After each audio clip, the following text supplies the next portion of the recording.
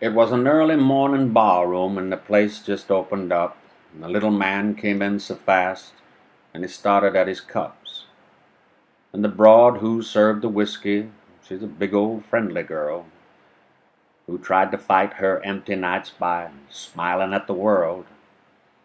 And she said, "Hey, bub, you know it's been a while since you've been around. So where the hell you been hiding? And why you look so down?" Now the little man just sat there like he'd never heard a sound. Well, the waitress, she gave out with the cough, and acting not the least put off while she spoke, once again she said, "I don't want to bother you. Consider it's understood. And I know I'm not no beauty queen, but I sure can listen good." And the little man looked at the glass in his hand, and he raised it to his lips, and he took a couple of sips. Then he told the waitress his story. He said, "I am the midnight watchman down at Miller's Tool and Die, and I watched the metal rustin', I watched the time go by. About a week ago at the diner, I stopped to get a bite, and this here lovely lady, she sat 2 seats from my right. And Lord, Lord, Lord, she was all right. You see, she was so damn beautiful she could warm a winter's frost. But she looked long past lonely and well nigh kind of lost. Now, I'm not much of a mover or a pick-em-up-easy guy, but I decided to glide on over and give it one good try. 'Cause Lord, Lord, Lord, it was worth a try.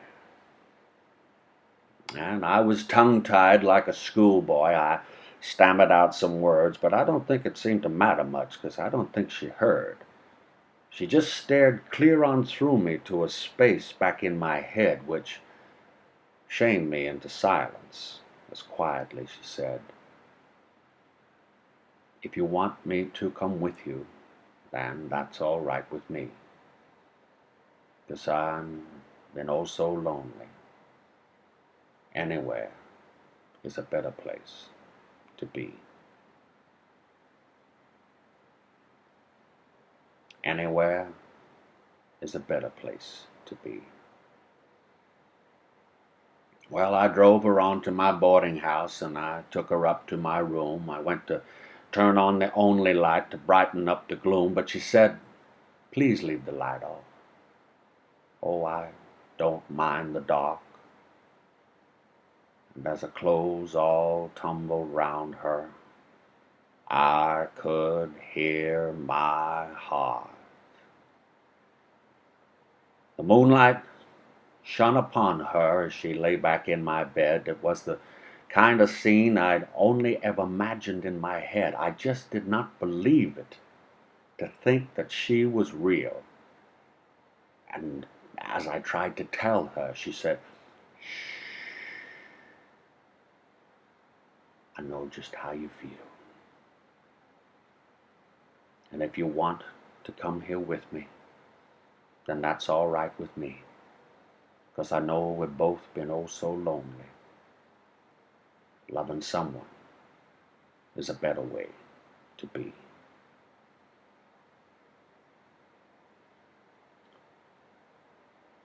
Well, the morning came so swiftly, I held her in my arms, and she slept like a baby, snug and safe from harm. I did not want to share her with the world or dare to break the mood, so before she woke I went out to buy us both some food.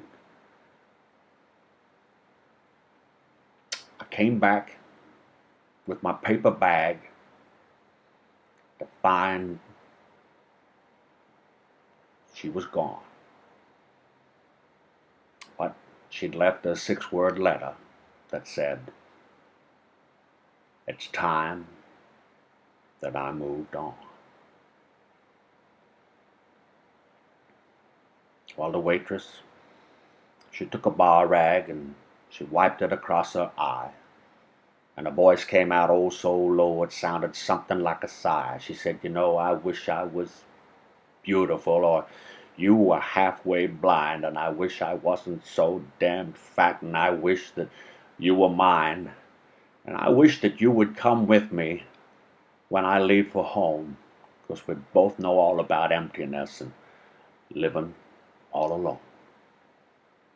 Well, the little man looked at the empty glass in his hand, and he smiled a crooked grin.